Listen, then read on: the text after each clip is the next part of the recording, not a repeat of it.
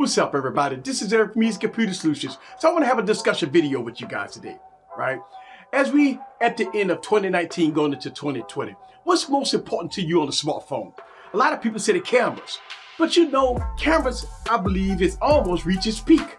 As you saw in 2018, everybody was pushing for cameras, and it hit 2019 and everything is about cameras. But going into 2020, I think we're going to have a shift going from cameras to something different. And I'm going to tell you why cameras is no longer the focus points on most devices and manufacturers. So let's go to have a discussion. Sit back and relax and get your popcorn ready and follow me on this journey. Let's go.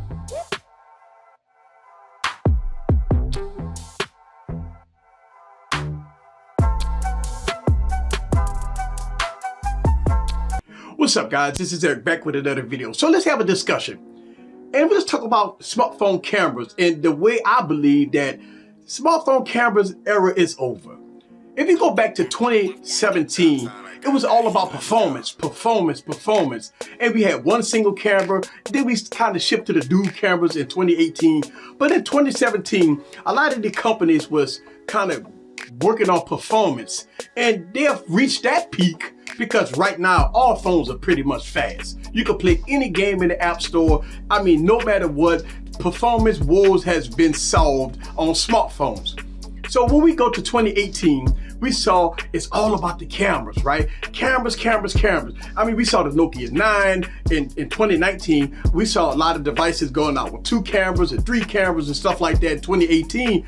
But once we hit 2019, we saw wide angle lens, telephoto lens, ultra wide angle lenses and stuff like that. We saw optical zooms. I mean, we saw a lot of camera enhancements in 2019. But a lot of people still judge how good or how bad cameras are. And I'm a firm advocate that camera phones are good. It's all about the software. Now, you do see some different calibration, different color shades and stuff like that when I put devices together. But it's all about the software. I talk about this a lot. Most camera app software, some of them are not that great. So we go to third-party software to get that great shot, that great video. Like for me, I use Filmic Pro. Filmic Pro is my app of choice because it takes Pro mode to the next level and it gives me the perfect video that I can color grade and do everything in between. And it works great on the smartphone. We're starting to see smartphone photography reach its peak. I mean, a lot of people right now is using smartphones instead of DSLRs when they come down to photography. Look, on this YouTube channel, I've shot hundreds and hundreds of smartphone shots, put them together, and y'all guys say, hey, this shot look better than this shot, this shot look better than this shot. But at the end of the day, all of them look good. Let me give you an example. I put phones together. Let's talk about the big dogs, right? And even if I go back to 2018, when I put phones together and show y'all guys say, hey, these cameras are really good.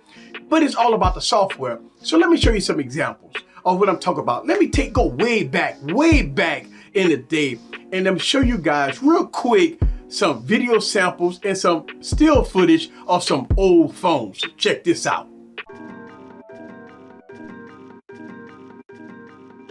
Downtown, I got that heat, let's go.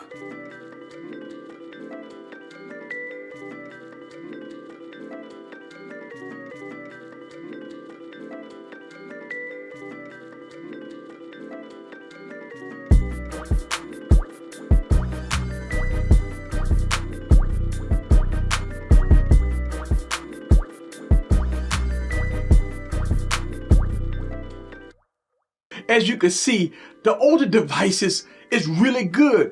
And look, here's the thing, whether or not you had the 821 processor, the 835 processor, the 845 processor, smartphone cameras really was good a long time ago. I think our focus was not really on cameras way back years ago, but camera phones have always been really good. Now, let's go on and push forward into 2019. And once 2019 hit, I mean, we really nitpicked on what smartphone was better than the other one. Let me show you some footage of some 2019 devices that had really good cameras. And we just nitpicked on what camera was better than the other one. So check this out.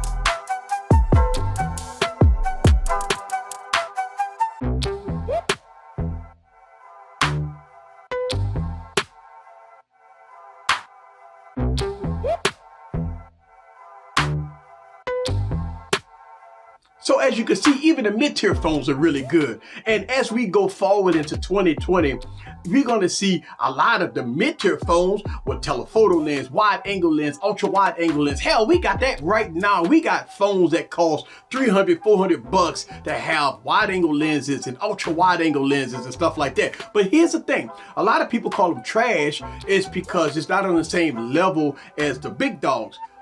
But it really is on the same level of the big dog. If you go with third-party software, right? Because again, the stock camera apps on most of these devices is not that great. So I never recommend using stock camera apps on none of these phones in the first place. But when I do my camera reviews, I do it stock so the average consumer can see stock camera app versus stock camera app on both of the devices.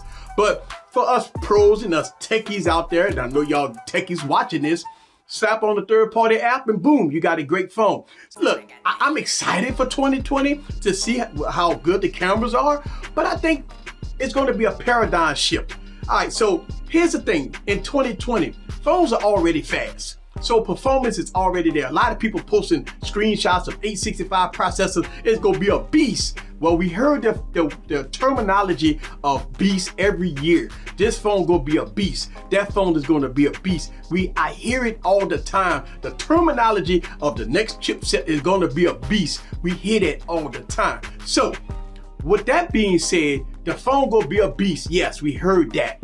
So, but here's the thing. I got phones with 600 series processors in it that can play high-end games. I got phones that got 821 processors in them that can play high-end games. So playing games and doing high-end tasks on devices, that could be done on a lot of devices. So speed and performance is, I think, irrelevant. After the 845 and 855 and 855 plus, I think when it comes down to performance, we've reached that level of anything that you can play in the App Store, it will play on your phones. Again, these phones are fast, they look good, they feel good, they run good.